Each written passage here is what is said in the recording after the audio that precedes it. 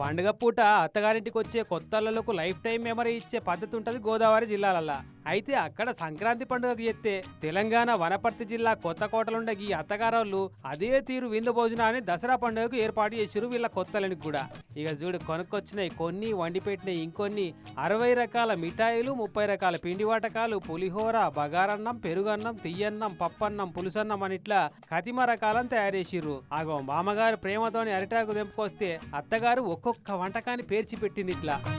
ఇక రాళ్ళుడు కూర్చొని పెట్టి అన్ని ఖాళీ చేయమనగానే వచ్చి కూర్చొని ఆ 1, 2 అని 101 తీరు వెరైటీలు ఉన్నాయా లేవా అని 1కి 2 మాటలు లెక్కేసి, మామా ఇవి 100 రకాలే ఉన్నాయి అన్నాడట. లేదు లేదు లెక్కలల్లో మీరు వీకున్నట్టున్నారు, మీరే తప్పు లెక్క పెడుతున్నారు అల్లుడు గారు అని మామ అన్నాడట. అట్లయితే షర్తు కట్టు తక్కువ ఉంటే తులం బంగారం ఇయ్యాలని అల్లుడు అంటే సరేనని ఒప్పుకున్నట మామగారు. ఇక ఇద్దరు కలిసి లెక్కేస్తే అల్లుడే గెలిచిండు. 100 రకాలే ఉన్నాయట. ఇక ఈ 100 వెరైటీలతో పాటు తులం బంగారం కూడా సమర్పించుకున్నారట ఎక్స్ట్రాగా.